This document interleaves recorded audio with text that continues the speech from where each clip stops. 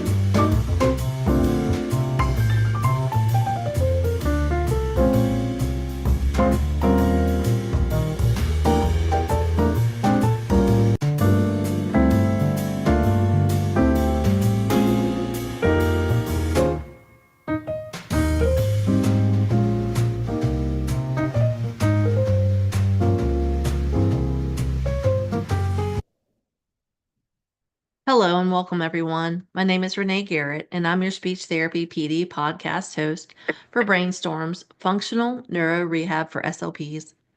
Each episode is 60 minutes and will be offered for zero point 0.1 ASHA CEU. If you're joining us for this live episode and your state license requires live CEUs, be sure to complete all course modules, including the one that says complete course, before the end of the day on your Speech Therapy PD account. Here are the financial and non-financial disclosures. Dr. Joanne Steel is employed at the University of Newcastle. She has no relevant non-financial relationships to disclose. And in-kind support Speech Therapy PD thanks Dr. Steel for her time and expertise. Dr. Elise Bogart is employed by the University of Sydney and her non-financial disclosure is that she's a committee member for the Australasian Society for the Study of Brain Impairment and leads TBI Bank resources, but obtains no financial benefit from these initiatives. We also would like to extend our thanks to Dr. Bogart for her time and expertise from Speech Therapy PD.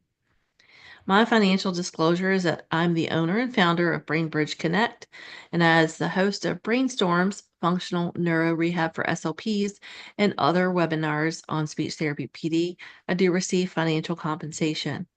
I'm also an adjunct instructor at both James Madison University and Old Dominion University, and I am the secretary for the Communication Disorders Foundation of Virginia, which is my non-financial disclosure. Questions can be written in the chat or the Q&A box and will be answered throughout the presentation. And now, without further ado, we welcome our guest tonight, Joanne Steel PhD, who is a lecturer at the University of Newcastle in Australia. She's a practicing speech pathologist with over 15 years of research and clinical experience with adults with traumatic brain injury or TBI. Her research focus has been on improving clinical methods for cognitive communication assessment and intervention after TBI. She's published more than 20 journal articles and 2 book chapters and is currently co-developing a story-based intervention program for cognitive communication disorders after TBI. Dr. Elise Bogart, PhD, is a senior lecturer at the University of Sydney, Australia. Elise is a certified speech pathologist with over 10 years of clinical and research experience. She holds a PhD in acquired brain injury and has led the development of an internationally utilized educational resource and research database called TBI Bank. Elise is passionate about equipping clinicians with the knowledge and skills to implement evidence-based practice. Elise was the 2024 conference chair and an ongoing committee member for the Australasian Society for the Study of Brain Impairment. Thank you both for being with us tonight and welcome. Thank you. It's lovely to be here. Thank you. Great, lovely welcome, and we're really excited to talk about our work today. Yeah, I'm really excited to hear about it. So, whoever wants to jump right in, I would really love to hear kind of what's the premise of the TBI Bank? I think a lot of people here in the States really aren't familiar with that. Well, I hope that changes. And I think that, we have such a great resource and the work that you all are doing. So if you could just kind of define what TBI Bank is, that would be great. Yeah, I will take a bit of a lead in that. So TBI Bank is essentially an international database that contains language samples of people who have had a brain injury. It really came from my PhD work, and what we realized was that there really weren't any educational resources available, particularly to teach speech pathology students about what cognitive communication disorders look like. And we know that they're really often quite subtle. And so we wanted to put together like a package, an online resource. And it's essentially free for people to use. They need to register. And it has modules where they can learn about cognitive communication disorder, a case-based format so people can really think about clinical application. And we've got a whole heap of videos from people who very kindly said that they would be happy for people to learn about brain injury. So that's, I guess, that in a nutshell. Yeah, that's TBI Bank. I think I'm not sure whether it would be helpful to maybe go back a little bit as well to talk about how Joe and I kind of came to be interested in working in brain injury Yeah, as of well. course. Yes, absolutely. Yeah, I guess I sort of worked as a clinician in a brain injury unit during the early part of my career. And I think I was always questioning, is what we're doing actually reflective of what people are needing for their everyday communication?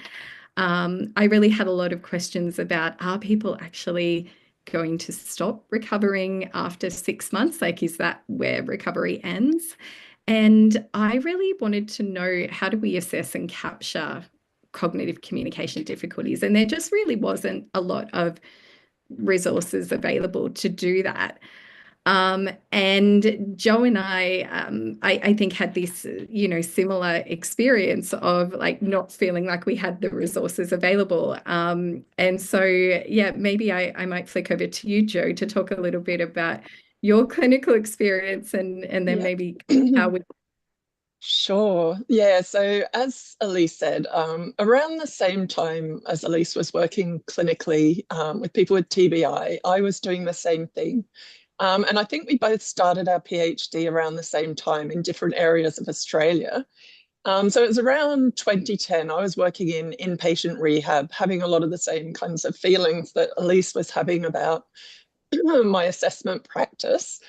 And I started a PhD actually looking at cognitive communication recovery for people who are in post-traumatic amnesia. So very early recovery, looking at how their communication recovered in the first sort of around 3 to 4 months of their recovery process. So I designed this, standardized battery with lots of different assessment measures in it, including some high-level language assessments and verbal fluency. And I also had some discourse tasks. So I was not a discourse fan at this point, and I don't know how many clinicians working in hospitals love using discourse, but I was not one of those people. So I had included discourse in my battery, but it wasn't my favorite thing to do at all.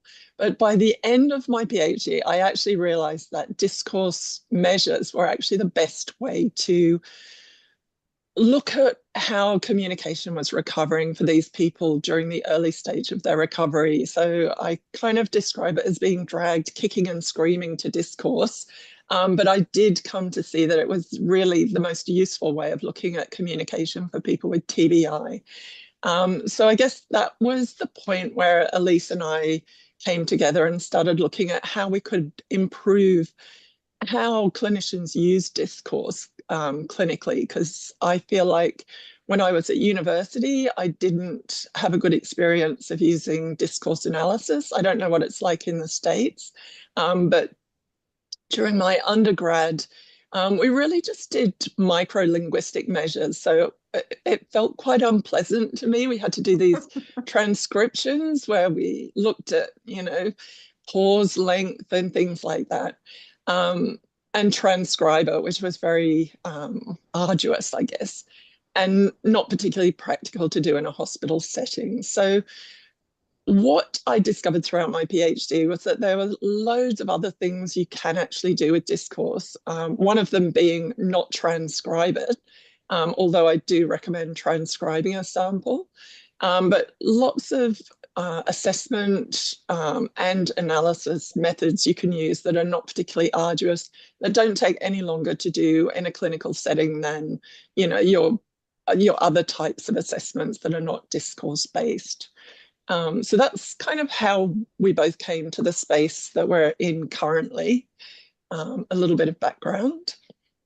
The funny thing is, I did my thesis project had a discourse on, specifically it was a Cinderella story, and I remember being like, what? Why am I doing this? This is so boring and also like you said, tedious, and like I knew that I was gonna go into some sort of hospital-based setting at that point. I was fairly sure because we don't know what kind of job we're going to get coming out of school. But I remember going like later on and going, what? Why would I do this? But I can, looking at things like the Cinderella story and the narrative retelling now, I see it differently, but I think it takes experience and time. Even if you don't do a PhD, I think just clinically in a hospital setting, whether it's inpatient rehab or acute care, which is kind of my background on both sides, um, in acute care it wouldn't have been practical. Let's be honest. I mean, it wouldn't. Inpatient rehab, I could see it more, and definitely outpatient settings, I could see it really giving some benefit for understanding where the TBI patient is and maybe where we're going or where we could possibly go. So I appreciate you mentioning that because I think um, the relevance is probably a good direction to go in now and talk about the practicality of it. Yeah, I was just thinking, as you mentioned, Cinderella, Renee, it's something that always comes up every time we publish anything about it. I think similar to you, I was very reluctant to use the Cinderella narrative. I was like, we've got a population that's predominantly young males. Why are we doing a Cinderella narrative? But like you, I realized it was actually one of the few tasks actually that was sensitive to measuring and capturing the subtle problems that these people were having. And also subtle, it could capture their recovery as well. And so I think it's balancing that need of like getting the data that we need. But I think what's really exciting is that we are looking to develop some other assessments that are a little bit more practical and relevant for people now, which is exciting. So the original TBI Bank protocol was developed in, I think it was 2005. About 20 years ago. And since that time, we know so much has happened in the field. And so we've got an international working group together at the moment, and we're working on updating the protocol. We're looking to include some tasks that look at social cognition, some things like video retells that really harness some of the the changes in the way that we communicate now compared to 20 years ago. So there are some changes coming along, which is really exciting. But I think also what we've got is a good starting point for people as well, because we know that the tasks we've got there in the protocol work now as well and can give us information that we need. The other thing I was thinking was, as Joe was talking about the transcription, it's also a really exciting time for us from a clinical perspective. I know our colleagues at Carnegie Mellon University have developed a tool now where they're about a few months away from releasing it, where you can put a transcript in. You can put a spoken language sample in, and it will develop a transcript for you that's coded as well for analysis. So it's kind of exciting that we're at this stage where we can use AI to do that. And they're also looking at ways we can do that securely as well, because we know that's an issue from a clinical perspective. So yeah, some really exciting stuff happening. Yeah, so we have a question already, so that's good news. Is the protocol available online? And I was going to answer, but I'll let you all answer that because I already know the answer. Yeah, so the protocol is freely available online, and all of the resources are available too. So you can go and get the pictures. It gives you the prompts that you can use. So we'll pop the link to that in the show notes. To get through to the Grand Rounds component of the website, you do need to register. So there are parts of the website that you do need to register for access for, but it's all free, and it's very easy to do. You just need to follow the instructions, and you can access all of that. But the protocol is all easily available. So, Yeah, and yeah. so if you've tuned into the other two episodes that we've done with the University of Sydney, the ABI Communication Lab is where you can also find the link to the TBI, I'll say TBI Bank Grand Rounds. Is that right? Yeah, so there should be links from the ABI lab page through to the Grand Yes. Rounds. Mm-hmm. Yeah, yeah. So we've got a Yeah. whole heap of resources in there for people. And again, we're continuing to develop and add to that as we are sort of getting more input. Yeah, so I think that's where that one's at. But yeah, thank you for asking. Yeah, and I think the range of resources is really important to talk about too, because again, one of the reasons that I reached out to you all and connected was just the fact that this is so embedded with evidence-based research. A lot of the things that you all are doing, or everything you're doing, really is based in evidence and research, and I think that's so important for those of us who are. Um, like for me, I was taught how to discern research, and this is something that I've talked about a couple of times now, and a lot of people didn't maybe have that background and don't know how to really discern their own research when they're looking at studies, and they're not necessarily always looking at systematic reviews or meta-analysis of research, but they're looking at individual studies, and maybe they don't know how to discern that research. And so that's really, for me, was kind of the first stepping stone of why I reached out to begin with, because you all do such a great job with embedding the research, but also freely sharing what you're working on, and what the evidence looks like, and supporting new treatment measures and outcomes for patients and that kind of thing. So can you describe sort of what the range of the resources are related to the TBI Bank right now? Yeah, so in terms of the range of resources, there are sort of the three core components. There's the Grand Rounds component, which is that education module that I was mentioning at the beginning. There's the TBI Bank protocol, which is the assessment protocol. And then the third component of that is actually a research database. And that research database is something that we use to build the evidence that you're talking about, Renee. And Joe and I are also doing a bit of work at the moment in trying to set up a narrative-based project, and that's sort of our key focus at the moment. But you won't see a lot published about that because we're kind of right in the depths of looking at that. So yeah, it might be nice to maybe talk a little bit about why we're interested in doing that. Yeah. Do you, Joe, want to talk a little bit about your interest in narratives in particular, and then maybe we can talk about the review that we did, a systematic review, Renee, because we know it's really hard to kind of figure out the evidence, and so we, even we were really immersed in it, but we still couldn't quite figure out what was available and out there for narrative-based treatments. So Joe kind of led that. So I might swap over to her to talk. Yeah, perfect. Sure. So we, I suppose we've had lots of questions about discourse over the last few years, and we've been doing quite a few different things, which hopefully we'll have time to talk about today. One of the things we did was looking at a systematic review of what interventions there were for narratives after a TBI. So we were particularly interested in narratives because they are used so much with assessment. So if we think about the kinds of assessments you do with someone with TBI, you typically do some kind of picture stimulus task, whether that's the cookie theft or the Cinderella story or a comic strip style sequence. So we really wanted to know what there was, what existed in terms of evidence for treating narratives for people with TBI.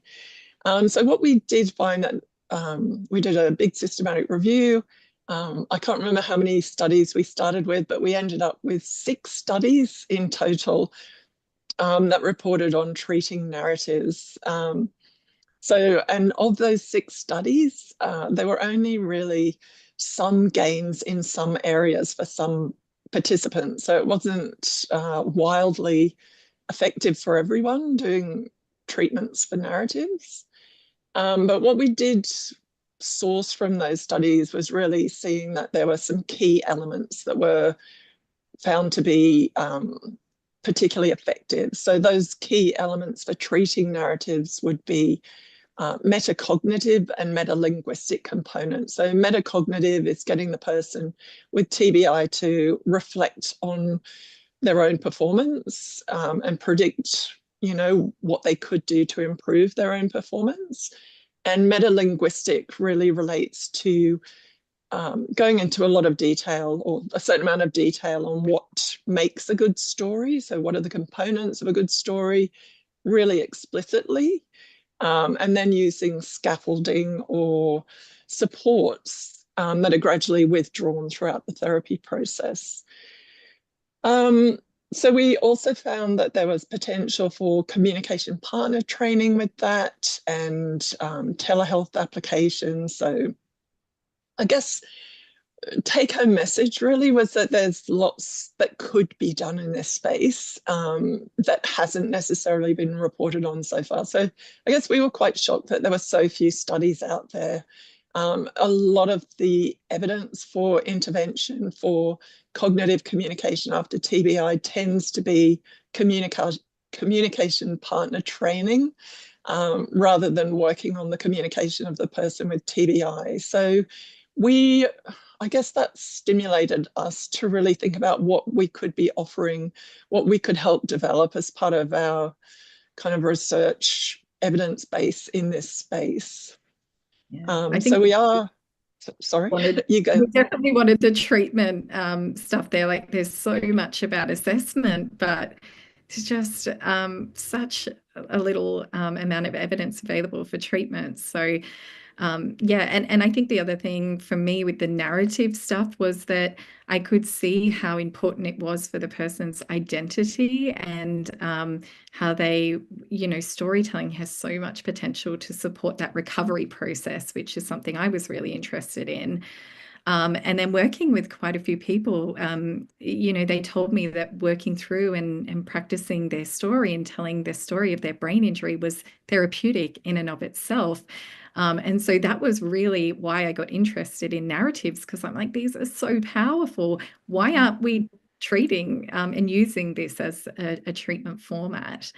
Yeah, and so I think we did the review. We were pretty shocked about the lack of research in this area, so we took it upon ourselves and said we're gonna do a little bit in this space. I guess the other thing, just to kind of mention maybe before we jump into that, is we also had an honours student that we were working with a couple of years ago, and we were looking at the important event recounts. So that's a task within the TBI Bank protocol. And what I really like about that is it's a very functional, everyday task that people do, is a recounts. Like, we don't walk around telling a Cinderella narrative, but we do to recount the things that we're doing every day.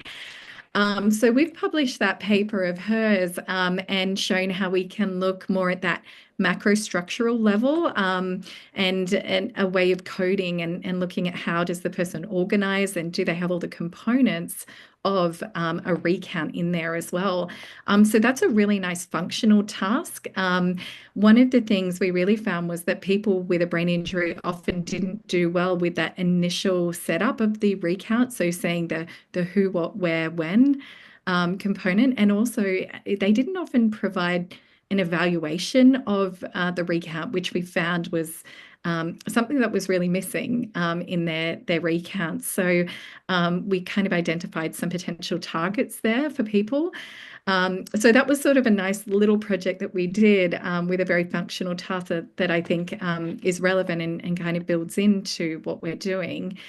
I guess the other thing that we've been thinking about is the visuals and the nature of them. And Jo is the expert on visuals, because we have never liked all the visuals that really were out there when we started out. So Jo's really taken it upon herself to look at this. So I might hand over to her to talk a bit about the visual stimuli. Yeah, for sure. Yeah, I think, as you were saying with the Cinderella task, I guess just speech pathology is my second career, and my first career was in the arts. So I kind of came to this looking at the pictures that we were using and really not loving them at all. And I guess Not the cookie theft? You don't love the cookie theft? I do not love the cookie theft. I've spent so much of my time in the last few years examining the cookie theft picture. And yeah, so I guess when I think about design, I think, first of all, what something looks like has to be appealing to look at, or should be. But it also has to fit the purpose. It has to be designed and be fit for purpose. And a task like the cookie theft was designed for people with aphasia. It's part of an aphasia battery, as is the picnic scene from the WAB. But a lot of the tasks that we use with people with TBI are not designed for purpose. They are taken from various other places. So I don't know if you've used other tasks in your clinical work other than those ones that we've mentioned, but there are lots out there that are being used. And certainly we did a scoping review of what visual elicitation materials are used in research studies. And we found that the ones most used were kind of wordless children's picture books in research studies. So I just feel for adults with TBI, showing them a children's book or a Disney story is not necessarily appropriate, and potentially slightly, I don't know, it's certainly not going to be as engaging as something else that's designed for purpose. So we did the scoping review to find out what was in the evidence, and it was the children's picture books and the flower pot incident. I don't know if you're familiar with that. It's a 6-picture cartoon sequence from a foreign language learning resource. And a lot of the other materials came from the aphasia literature base or aphasia tests. So after that, we did a survey of Australian speech pathologists to find out what visual elicitation materials they used and what they thought of the ones that they used. And what we found was most clinicians here are using the cookie theft task with their clients with TBI. And most of them didn't like it. So we thought that was interesting. They had lots of reasons for using it, and we won't, obviously, lots of people use the cookie theft, and obviously it's useful, has a lot of evidence behind it. It has main concepts, it's quite easy to score, all of those reasons. And also people are familiar with it, so they like it for those reasons as well. But when asked what they would prefer to use, we found that most clinicians would really like to use videos with people with TBI, and they would like that to have a rating system so that they didn't have to kind of reinvent the wheel using a task. And they wanted images that were more age appropriate for their clients, so contextualized types of images as well. So we had lots and lots of input from clinicians on what materials they would like to use. And I think we have a paper that's coming out soon that's reporting on that research, which should be quite interesting for people to see. What else, Elise, can we say about the pictures? Yeah, I guess I'm just, reflecting on the fact that, something like the fact that we have the TBI Bank protocol, it has a range of different tasks. And so I think just pulling on what you were saying, Joe, is there is value in some of these tasks because they have that data available. So you can get really good data, but then you might want to balance that with something that's a bit more ecologically valid, like the important event recount. And I think, we are looking at some different and new ideas and ways to look at this. So, yeah, I think it's kind of keep an eye on this, and we'll certainly be sharing those developments over the next period of time. I think one of the we sort of mentioned before about the narrative interventions. So it might be good just to kind of jump back into that now that we've segued a little bit.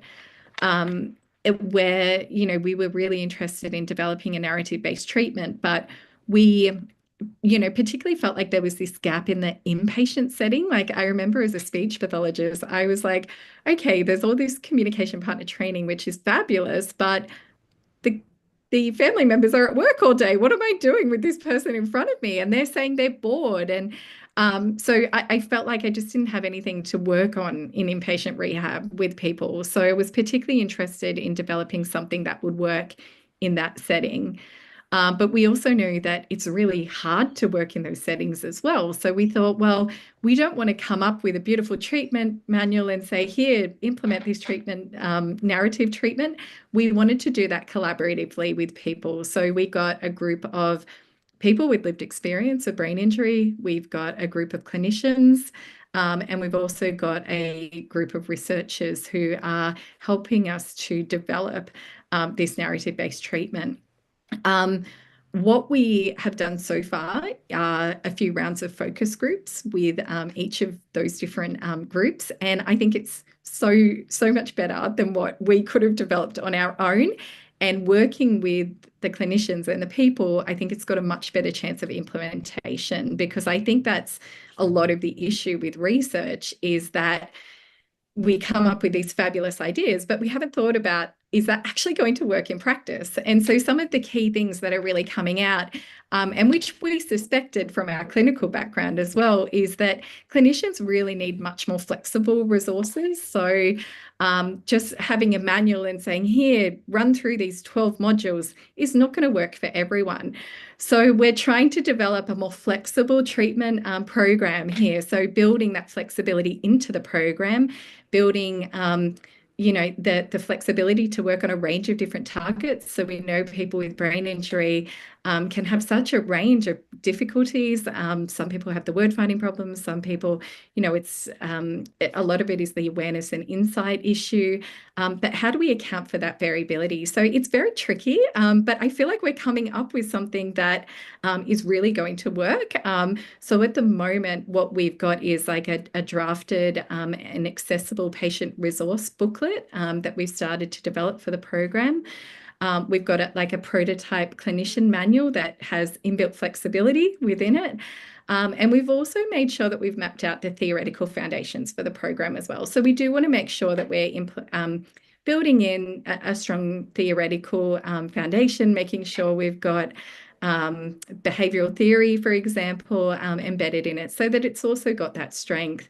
And so we have found it challenging pulling those three areas together. But yeah, we're really excited in being able to kind of develop this program. So we're still in the process of developing it. But I'm hoping that because we have done this co-design process, that it is going to be well suited to that inpatient setting and well received by people. So I think that's a kind of stay tuned. Joe, was there anything else to mention about that one? I guess it was quite interesting when we were talking to people with lived experience of TBI, how much they felt they needed an education component more than they received in the inpatient setting. And I suppose we've all had that experience where we feel like, well, we've already kind of talked about that with the patient, and they're saying they haven't had that information. just really important to kind of keep giving that information in a fairly structured and take-home way. So we're sort of looking at creating some kind of resource that the patient can take with them from setting to setting. Because I think that was one of the other issues that we found, is that sometimes patients pass through the inpatient setting and then go to another setting or are discharged home, and they often sort of lose touch with intervention, or the next clinician who takes on their treatment doesn't know where they're up to, or finds it difficult to kind of keep the momentum going on what they've been working on. So we wanted to create a resource that would be useful to the person with brain injury, for them to kind of carry with them, I guess, and reflect back on as they go through their recovery process. And just one more thing I wanted to mention on that is that we do have a PhD student working on this, Rhianne Hoffman, who's currently doing her PhD on this topic. And she is at the moment creating a survey that hopefully will be released soon, asking clinicians what kinds of cognitive communication intervention they do in the hospital setting. So I feel like this is something that we really don't know much about. And I know from our own experiences, it was very much ad hoc what you do with a patient in inpatient rehab, despite that being the setting where, you know, your patient has most access to therapy. I don't know what it's like in the US, but here we have our patients typically get daily therapy for, Yeah.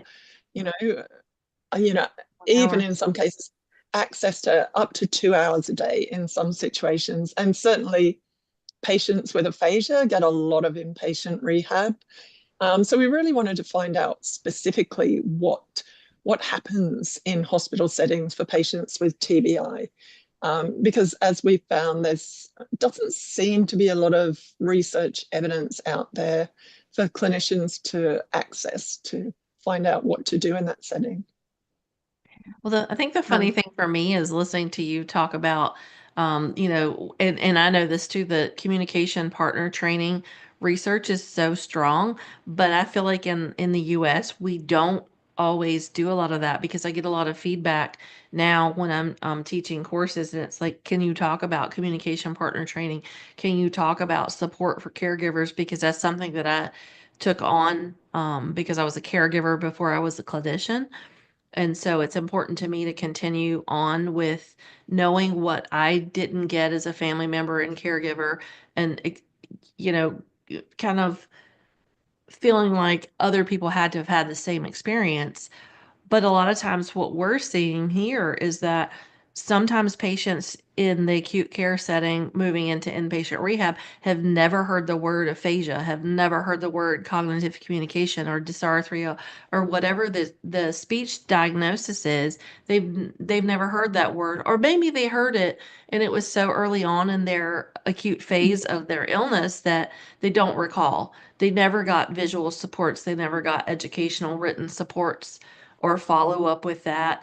Um, and so I'm listening to what you all are saying about the communication partner training piece, but also knowing that working in inpatient rehab as my first job, that everything that I try to do was stay away from workbook based stuff, right? I tried to do functional, like if you want to make a cake because you're a grandma who wants to cook for your grandkids, or you want to go home and go back to work and you need to do these functional tasks where you have to send emails or receive emails and be able to decipher what those things are.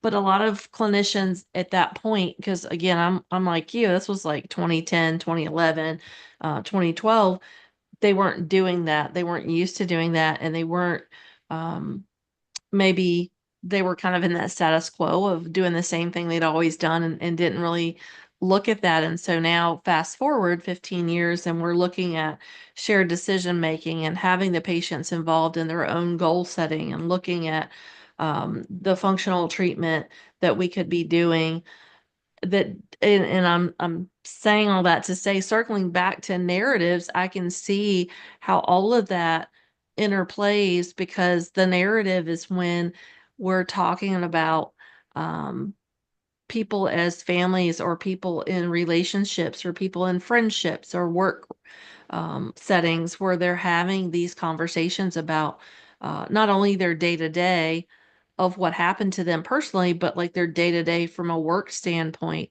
their day-to-day as a human being, right? They saw this story on the news that maybe impacted their day, or uh, they had this experience at their church or their community group or whatever that impacted their day, and they need to be able to retell that. And I think that's one of the things that gets lost on a lot of people is they're not, one, they're not always looking at the research that supports it, but two, they get stuck, right? Mm. Get stuck in these ruts of how we're treating patients, and we have all these other demands of going to meetings and meeting productivity, and we have 2 weeks with this patient, or maybe we have 4 days with this patient to make an impact, and we don't know that maybe they're going home and their home is 50 miles away from where we're at, and we'll never see them again. So there's a lot of things I think that really interplay with everything that you're saying, and it's just um, there's so many things that trickle down and impact what we do and how we do it. Just sorry, I'm looking in the chat. Someone said clinicians may have been reluctant to work on conversational skills because it's more complicated to get objective data for documentation. Yeah, and I think that's true too. What do you all think? Yeah, I agree. I mean, I think the funding can certainly be an important factor that comes in here as well, which we haven't touched on yet, but happy to sort of talk a little bit about that. And getting that objective data, yeah, can be really tricky. I think, where we've been heading with the things like the Cinderella narrative, something like that, you can get quite objective data. And that was something that was really important to me as a clinician, was I just want some objective data rather than me just saying this person is, going off topic. I want something to be able to measure that and to show that the person is changing. And so one of the things that I was interested in was actually trying to develop some stratification of like severity when I did some earlier research into that. So I actually looked at how do we classify like a mild difficulty or a moderate discourse difficulty, to then potentially show that somebody has recovered and changed. So I think that's where those type of tasks are really good, the monologic tasks in particular. I think conversation is really complicated because you've got the impact of the communication partner that can influence the person's performance. So it can often be difficult to get a really good baseline of that person. So my advice to my students is always get a conversation sample, but also do the monologic. Like I think you need to do both of them. It goes hand in hand. So yeah, I'm not sure, Joe, if you had anything else to add to that. Yeah, I agree, Elise. I think having objective measures as much as you can. I think the narrative task is quite a useful one just because you can constrain a lot of the variables. So you don't have the impact of the communication partner. It's a fairly, predictable length of sample that you'll get, and you can measure it with these kind of tangible measurements. But just going back, Renee, to what you were saying about working in the hospital setting, and you're wanting to focus on something functional like making a cake, or talking about what the person did at the weekend, or what they did at work, or whatever those topics that people typically want to talk about and want to do. That's something that we really wanted to work into our therapy. I feel that experienced clinicians find it quite easy to do that kind of free-form functional assessment and treatment. But certainly novice clinicians, or clinicians who don't have a huge amount of experience with TBI, really struggle. And that's why they're using workbooks with those very decontextualized types of activities. So that was something that we really wanted to work into the therapy that we're developing, is how to provide supports for clinicians to do functional, contextualized types of tasks like the ones you were talking about. So we want to, help the clinician to rate, the person telling a story about what they did on weekend leave, for example, or stories that people tell, and we label them narratives, but they are just, anecdotes that people tell, or just, parts of conversation even. A conversation is typically, two people, doing their kind of monologic contributions to that interaction, with co-construction and a whole pile of other things going on as well. So yeah, definitely very interesting. And yeah, human communication obviously is so hard to measure and so hard to treat, because we have all those other factors, like what was the person like before the brain injury? Are we trying to cure something that wasn't a problem for them before they had their injury? Were they normally tangential? Were they normally, I'm sure we all know people whose social communication is, extreme in one direction or another. And as Elise said, I always give examples to my students of, the typical teenage boy who just has yes, no responses to anything. Would that be something we would want to treat after a brain injury, if that's what he was like before the brain injury? So it's a really complex area. But I feel like at the moment there are just so few resources for clinicians without a huge amount of experience. No, I think. Oh, I was gonna say I agree 100%, because we get the confabulators who a lot of people don't understand, and they get upset by that. And I always describe it as like a word stew of someone's just come in and they've thrown all these memories that people have who have a TBI into this one pot, and they're trying really hard. It's not like they're doing it on purpose. They're trying really hard to tell you something from their past, but everything's been thrown into this big giant stew pot, and they can't really identify details from this story or that story or this narrative or this conversation. It all comes out into one big story that sounds like a big bunch of lies, but it's not for them. It's like how they kind of start being able to have conversations again. It's interesting you bring up the confabulation. A colleague of ours, Nicole Cruz, who's in just trying to remember her. Connecticut, thank you. Connecticut.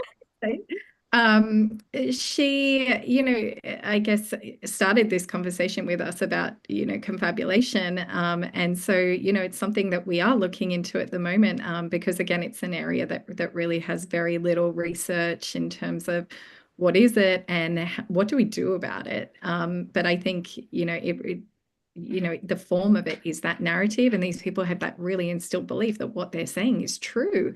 And so that's a really difficult thing to kind of manage.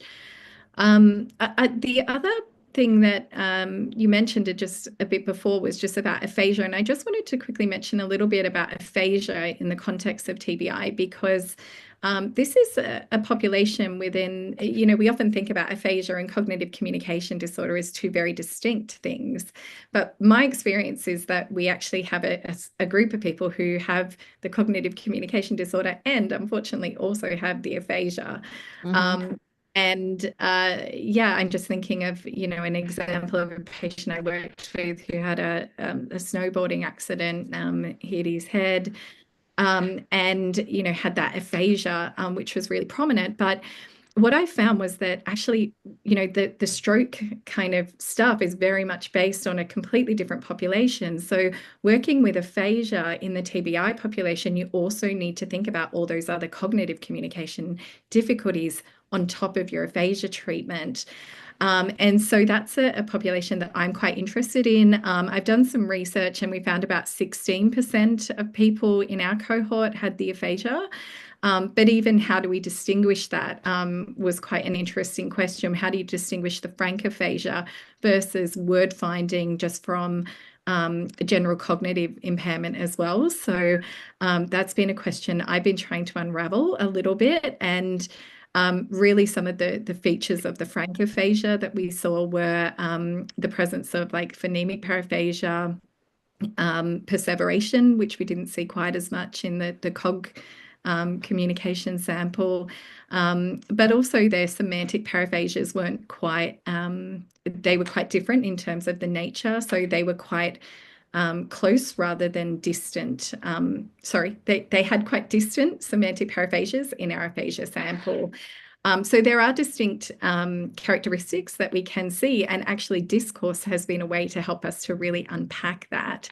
I'm currently working with a student at the moment to put together some resources to help people who have aphasia to kind of talk about their recovery and put that cognitive and language support available as well. So yeah, I think they're an interesting population that often are missed as well. So I just wanted to mention that too.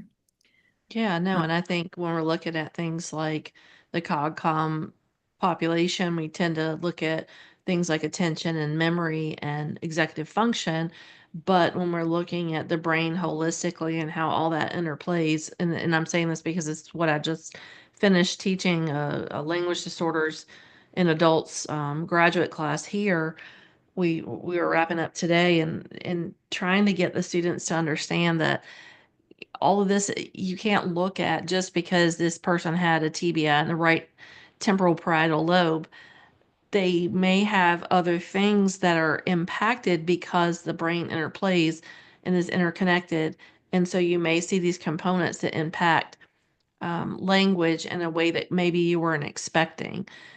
And I think we're kind of moving in, I'm sure you all as working in universities too, we're moving away somewhat from only teaching theory and this kind of overall general neuroanatomy, which they need to know that too. Don't get me wrong, but them students being able to think of it integratively in how that all connects, because we may see this impact in an area where maybe you weren't expecting it, but maybe they had a pre-existing mental health condition like an anxiety disorder, ADHD, or a history of bipolar depression, whatever it is.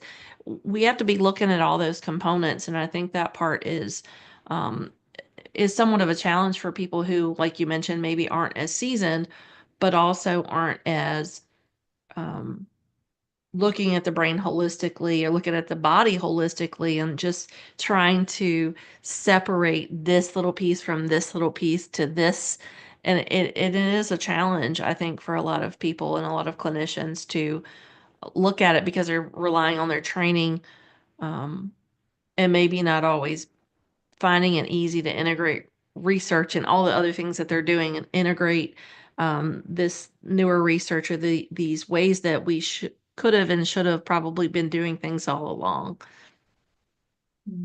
I love that you bring that up, Renee. I know Louise Keegan and Jerry Hepner are really interested in kind of looking at how all these factors come into play and really trying to think about, they're looking at the framework and theoretical framework, but then they're trying to go, how does this map onto our assessment and how does this map onto treatment, to try and make that explicit link for clinicians to kind of help translate that to clinical practice. So I know they've already published one paper on that, and then we're looking to do a second update of that as well. So yeah, that's some really nice work that really takes that integration.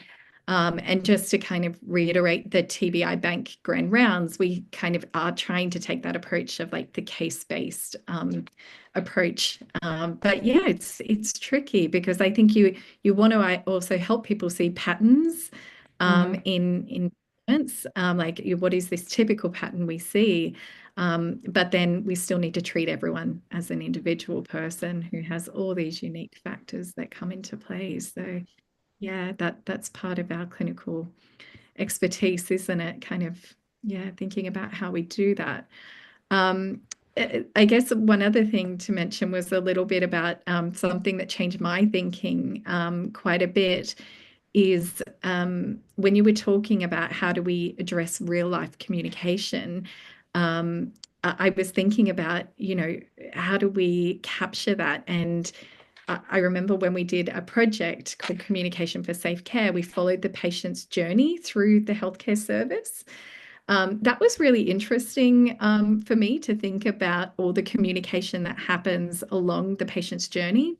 So like even from their initial, if somebody's coming from the community, it might be, they have communication from the initial referral information that they need to be able to read. And then maybe they need to organize themselves to get to the appointment. They need to be able to follow the wayfinding signage, that's available. They need to then interact with a receptionist. And it just has really transformed how I think about communication. That functional communication is what is the patient's journey, and following their journey is really interesting. And then so that I guess stems from a project called Communication for Safe Care. We partnered with some New South Wales health care sites. And this was broader than just brain injury. This was looking at communication access more broadly. It's just been a really interesting way of thinking about communication from that environmental and service perspective as well. And how can we in our healthcare services enhance the environment and the interactions more broadly beyond just our clinical interaction with them. So that's been a really interesting project as well. Yeah, and I was thinking about too, just something we touched on way back when I initially met with you all before the holiday, like way back, oh gosh, November, I think it was looking at access to care. Because I know, and I can't remember if we talked about this before, but I know when I first started in inpatient rehab was my first job, our typical length of stay for a TBI patient, and of course it's always insurance dependent here in the States, but it was typically anywhere from the average was 3 to 5 weeks. And by the time I left after 7 years, it was 10 to 14 days, which is, roughly 10 days to 2 weeks. And so, I don't know how much your access to care is impacted by your health insurance. Is it impacted more by physician referral? Is it, I think it's just an interesting discussion to have because I just don't know the answer. And I know here it's gotten really, really awful. Because then when I left outpatient, I was getting referrals for TBI patients, and I got 4 visits sometimes. And I will say it. I said it before, and my students laugh when I say it, but I'm good, but I'm not that good. It's like 4 visits, really. I think that's unfortunately true everywhere now. I know my experience a few years ago, we were seeing patients who are an inpatient for up to 6 weeks. And now, as you say, it's gone down to being counted in days more. But we have guidelines here that recommend that patients aren't discharged until they've emerged from post-traumatic amnesia. So for some people, that does kind of protect them a little bit from being discharged earlier. But yeah, I guess to a large extent, it does depend on what kind of insurance the patient is covered under. And I don't know if, Elise, you wanted to talk through some of the models that we have here. I mean, we have a few major funding bodies here. So our Medicare system is our public health system, and that really covers that acute and inpatient rehabilitation. But thereafter, on discharge, they're either funded by our iCare program. This is a statewide funding body, so it does vary according to state here.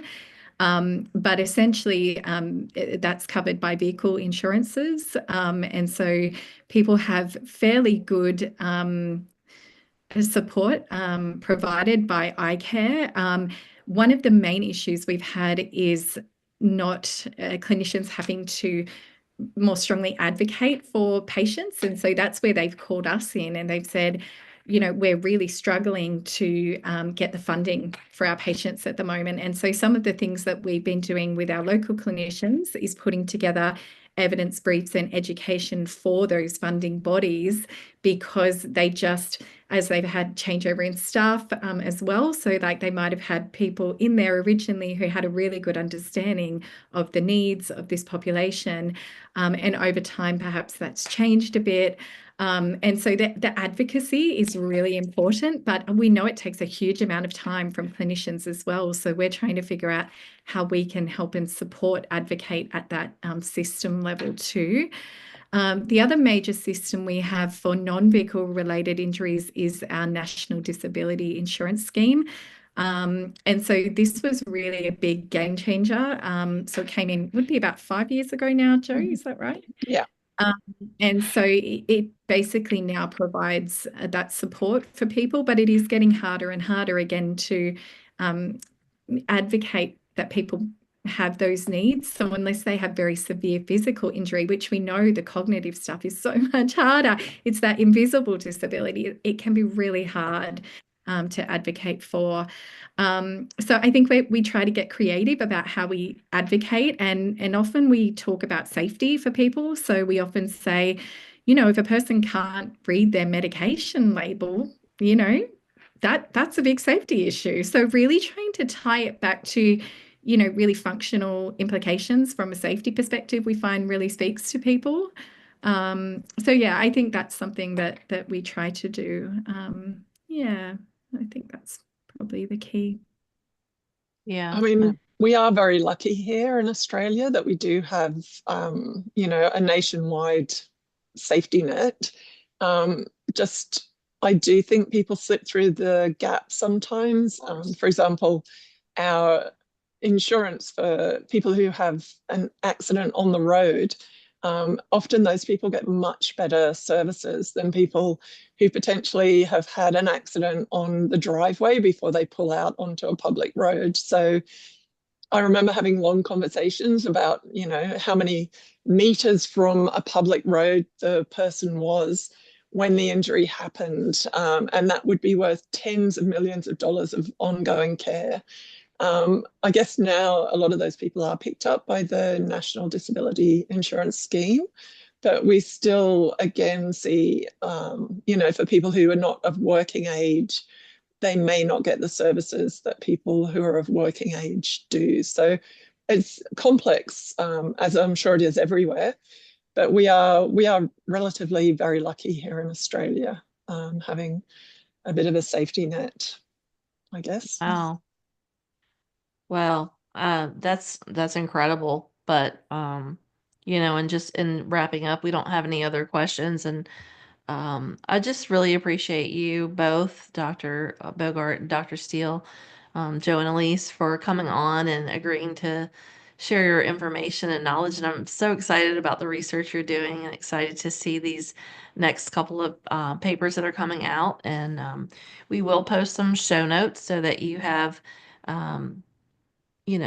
listeners, you have access to the research and you can follow up with that and see where this is going. And again, I just appreciate you both for being so willing to share your time, your expertise, and talk about non-popular narrative discourse, which I think you've changed people's minds, because I think this was very helpful for me too as a clinician.